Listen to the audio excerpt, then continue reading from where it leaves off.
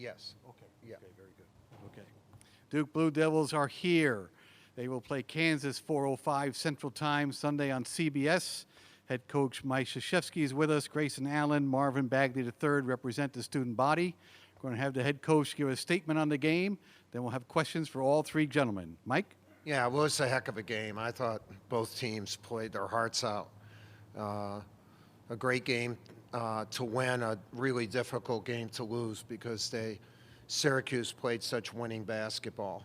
And, Jim's kids, that's their fourth NCAA game. They had won 3, all close games, and you could tell it was so close down the end that they were very poised. And then I was hoping our guys would match that poise, and they did. But we beat a really good team, tonight. Battle is such a good player, and and Jim is my dearest friend. I don't have a better friend in coaching, and he's as good a coach as there has ever been. And so it was an honor to play him. We feel very, very good about the win, obviously, because we beat not only an outstanding team, but an outstanding program. First question's on the left. Jonathan Alexander with the News and Observer. For Grayson and Marvin, can you describe the type of game this was in as much detail as you can? Grayson first, please. It was a battle. It was a fight. We knew going in it was probably going to be close all the way down to the wire, especially with how good they've been playing defense recently.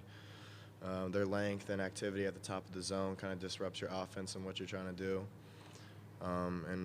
So it really was a fight down the stretch, and we didn't turn the ball over, which was tough against their zone and how long they are, and I thought that was really good for our team. And then Gary obviously hit 2 big free throws at the end to kind of seal the deal there. Yeah, to kind of go off of Grayson, it was a tough game to be a part of. It came down to the wires as we saw, but their zone, with how long they are, how wide they can be when they put their arms out, it could be tough to score at times. So they do that very well, and we just had to find different ways to score the ball and penetrate against it, and try to get easy points out of our offense from just how they were playing us. But they're a great team. They played that zone, like I said, very well. But our guys did a great job of like Grayson said, not turning it over, and just being smart at the end of the game and learning from past mistakes in previous games we lost. So it was a great, hard-fought game tonight.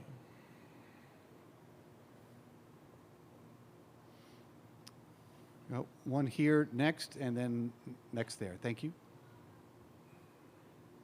Yes, Grayson, you mentioned just don't turn the ball over, but how difficult is it to remain patient there when you're facing that zone, and even if a couple of jumpers don't go down, you have to kind of keep working, and how hard is it to stay patient?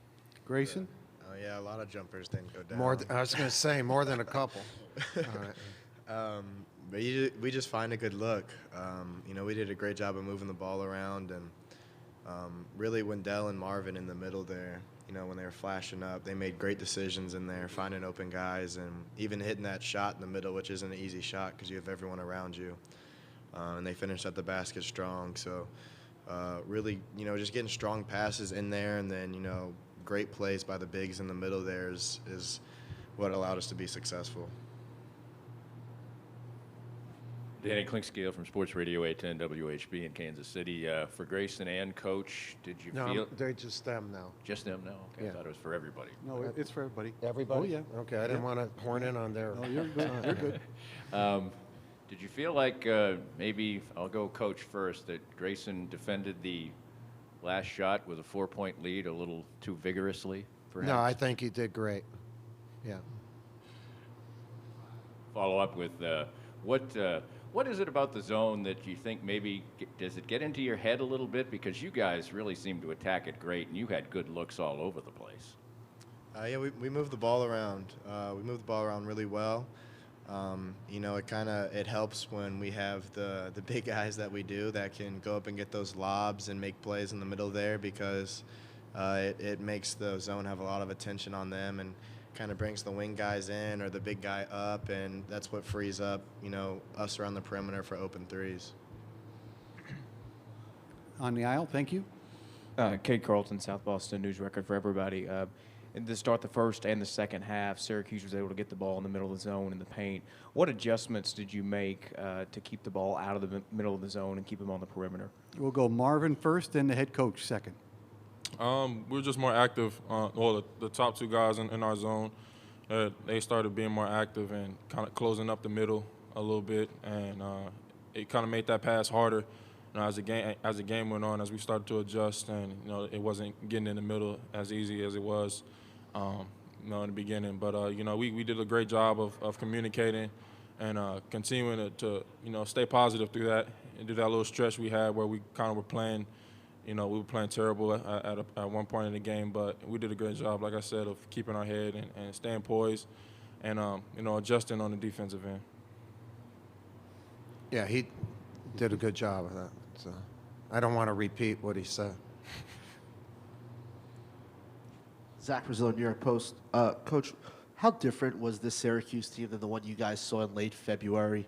And, I mean, they were an 11 seed. A lot of people weren't even sure if they belonged to the tournament. Out here they were in the Sweet 16, giving you guys everything you could handle. Yeah, well, we're both different. The game we played in Durham, I didn't think either team played very well. We were kind of at the end of an energy cycle where we played a bunch of games in a row, and they had lost some games. They were, there wasn't a lot of energy in that game. And since then, like we talked about it a lot. Like we're both a lot better. They're better and we're better. And they can beat anybody. They can beat anybody because they got one of the greatest coaches of all time, and they understand what they do well. And hopefully we got a pretty good coach too, and our guys understand that too. That's why this was a heck of a game. This was a really outstanding game because points were tough to come by. We're both better teams now than we were in February. We have 6 minutes to go. 2 questions standing. Go. Luke T. Cockrell, News and Observer. Grayson, you obviously grew up a Duke fan, the floor slapping being something that has sort of been traditional. Grant Hill actually asked on the broadcast, can you slap the floor in a zone? Is there a conflict here between old Duke and new Duke? No, I mean, we did it. You can do it. It's about energy and intensity and, showing some togetherness on the defensive end and getting a stop. I always thought that Hurley and Leitner had to make Hill slap the floor. So he was a reluctant slapper. Mike, Matthew Gutierrez from the Daily Orange. Could you elaborate on Tyus Battle's game and also O'Shea Brissett specifically, please? Yeah, well, Battle's one of the best players in the country. And, I thought he really kept them in the game in the first half. And he's poised. He's a big-time player. I love Tyus. And he can play really any position. And then he allowed, even though he had a great first half, he got Brissett going because since our last game, Brissett has just gone up. He's averaging 18 and 10. And just a poised player. All of Jim's kids get better. And Brissett's a great example of just how much they get better. And they're so big. They're so big. And I love those. I love their team. I love their coach even more. He does a great job with them. Jake Trotter with ESPN. Mike, looking ahead to Sunday, you guys have had some battles with Kansas over the years. 91 comes to mind. What do you remember about that game? I don't remember anything except this game right now. I mean, I'm 71. I have a hard time. What's my wife's name? It's you are my wife, right? It's still, for 48 years. So, I'd rather answer those questions tomorrow about Kansas and give Syracuse the respect that needs to be given for this game. This was a hell of a basketball game, and we're ecstatic about going to the Elite Eight. Right down here in the front. Thank you. John Neatow with the Omaha World Herald. Grayson, I'm sure you've thrown you threw a couple lobs to Marvin today, and I'm sure you've done a lot of them, but that one where it was pretty high, wasn't it? That he had to go up and get it. Did you think you had maybe led him a little bit too far in that one in the second half? No, I have a ton of trust in him. That's why I've been throwing some lobs from like half court this season, just because I know if I get it somewhere around the square, he'll make the pass look good for me. And he did it again, obviously there even with two people coming to try to contest it. We're going to let Marvin expound on that. You want to say something about that one, Lob? I appreciate it, bro. Appreciate the lobs. It was a great pass. Grayson sees the floor very well, and he just threw a great pass, and I just try to finish it for him. Anything else for the gentleman from Duke? Yes. I know. Time for one question. Go. For Coach K, I just wondered what goes through your mind when your team is executing and then missing all those jumpers you referenced to earlier. Yeah, just to tell them to keep shooting. I think over the years I've been really good about letting guys shoot, and I just tell them, just shoot it. I said, and then I would add, and it's okay if you hit a few. Too. But I won't be mad about that. But the main thing is next shot is the next shot. You don't win by thinking back on a shot you missed. You have to be positive, and our guys are. They are. And like in Grayson's game, Grayson didn't shoot well from three, but it didn't affect his floor game. He had 8 and 1. And if you start worrying about your shot, if you miss, it affects everything about your game. So next shot is next shot, and we'll take whatever the consequences are from that. Thank you, gentlemen. All right. See you Thank Sunday. All right. We're going off that. Yeah. Yes, you are. Thank you.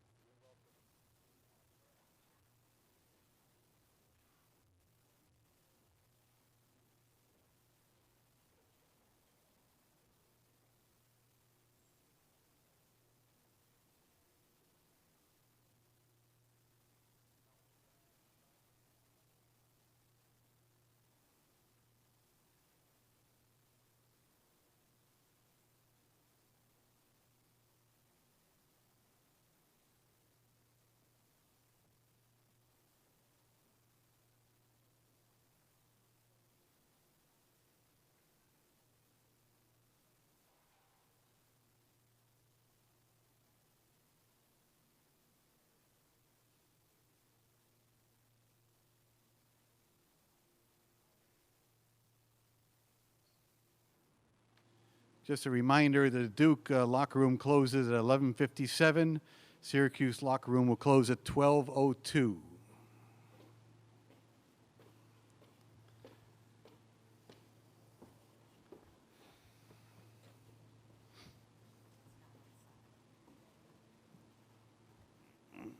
Syracuse Orange are now with us. Head coach Jim Boeheim is here. Tyus Battle, Frank Howard represent the student body. We're going to ask Jim to start off with a statement on the game. Then we'll go to questions for all three gentlemen from Syracuse. Jim, please. I thought, coming into this game, Duke was playing at a tremendously high level. We knew we had our work cut out for us, and we had to play better offensively than we did in the first game. We started out playing as well offensively as we have in a long time. We hit a little dead spot in the end of the first half that we just couldn't quite come back from. But these guys have, they've had an incredible end of the year.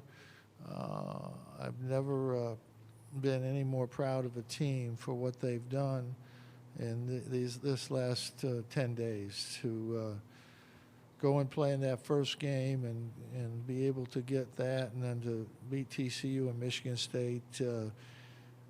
These guys have a tremendous amount of courage. Nothing phases them. Tonight, things weren't going our way for a long time, but they just kept coming back. And Duke I think, is a great basketball team. They've got as good an offensive team as you're going to find, and we've done a very good job with them both games. But tonight we were better offensively, just not quite good enough. First question is on the left. Matthew Gutierrez from the Daily Arch. Thank you for your time. Late in the game, what happened on the play where about 15 seconds of clock was burned, and then there was a foul? What was the approach on that? Well, we were play? trying to get a steal and then foul. We just didn't get it quick enough.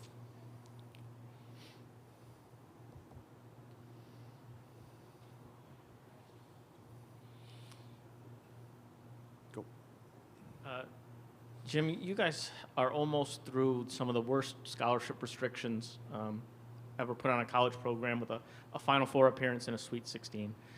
How do you feel you guys have navigated it? And is next year do you feel like you're back to full strength? You know, I'm ready. We come into every year ready to play, and we don't think about any of that stuff at all. We just get ready to play and do the very best we can. If we thought that way, we would never win a game. Johnny Attal with the Omaha World Herald. Frank and Tyus, just Coach mentioned offensively that things were clicking, but there were some turnovers. I guess just how costly were those mistakes tonight? Did they throw you off your game a little bit? Tyus first, please.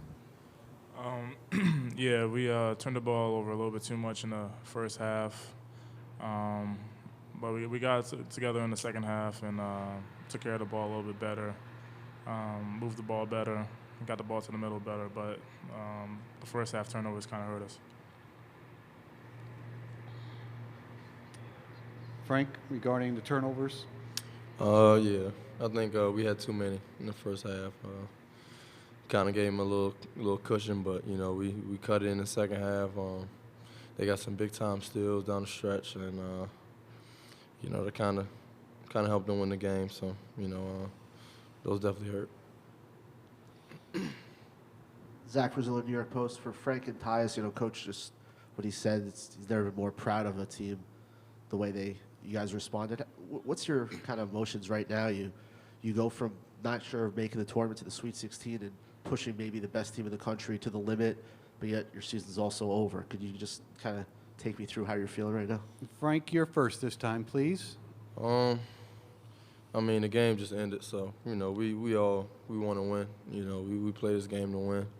You know, coaches built a culture around this program for a long time, around winning and doing things the right way. So, you know, right now it hurts, you know, because we made a late run. You know, fought through so much adversity through the year, you know, so we all understand what we did this year. We appreciate everyone on this team, you know. Like Coach said before, you know, this year could have been bad, you know, with the adversity we hit, but, you know, we fought through. You know, guys just play with heart, so, you know, I'm proud of each and every one of these dudes and proud of myself, proud of Coach, and, you know, I'm happy to be here. Like Frank said, it hurts right now. As a player, you always want to win every game you step on the floor. And we believe we could have won the game, just a couple of little mistakes at the end of the game and first half and stuff like that. But at the end of the day, I couldn't be more proud of this team. And just to see these guys grow as the season went on, it's been an amazing run. And I'm just happy to be a part of it. Mike Waters, Syracuse Post-Standard. Tyus, can you sum up these last 2 or 3 months where you barely came off the court, and in particular this tournament where I think you played every minute of all 4 games? The minutes on the floor, I don't even think about it. As a basketball player, you want to be on the floor, so I'm fine with it. And Frank, O'Shea did the same thing, and that just proves how much mental toughness we have as a team, how much heart we have as a team. Because every game we play is a grind-out game, and playing 40 minutes is not easy. So it just shows how much heart we have as a team.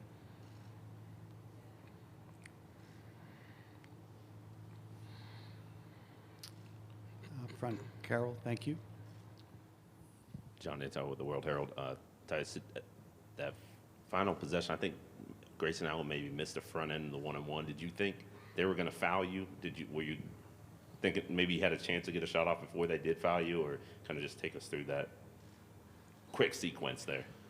I think they found me at the around the half-court line, so I don't think I was going to shoot it from half-court. So they found me at a good time, and I didn't get a chance to get a shot up.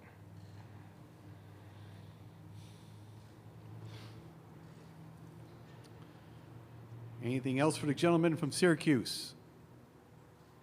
Okay, gentlemen, thank you very I'd much. like to say something. Oh, go right ahead. Thank you. You know, obviously,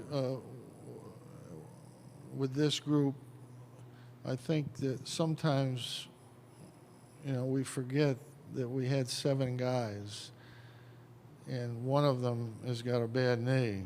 So for these guys to do what they've done, I think it's an amazing thing. And our defense has been good all year, but in this tournament, you know, it's funny, everybody just keeps missing against us. We just must be really lucky. Because I'm sure if we just snuck this game out, which we had a chance, it would have been because they didn't shoot well. Just like Michigan State didn't shoot well, and just like TCU didn't shoot well, and Arizona State didn't shoot well. These guys did it. It wasn't any team playing bad or shooting bad. Good teams that shoot 40% from the 3 don't shoot 25% from the 3 unless you make them, unless you get them away from the shots they want to take. And these guys have done that, you know, for 4 straight games. And I don't think you can give them enough credit for what they've done defensively. Duke is a great offensive team. You know, Bagley is as good an inside player as I've seen in a long time, as far as a guy that can shoot it and get the ball, rebound it, catch the ball. He's a tremendous player. We didn't play anywhere near as good as we can play tonight. We missed shots, wide open shots in the second half. Ty had one. O'Shea had one when it was a 2 or 3 point game. So we missed shots as well. But what these guys have accomplished, I don't think you can give them enough credit to be able to beat the teams we've beaten and play the defense the way we've played it. 4 teams in a row don't shoot bad. I mean, maybe 1 or 2, but 4, I don't think so. So these guys deserve an awful lot of credit. I'm really proud of these guys. They've done just about everything you could hope for.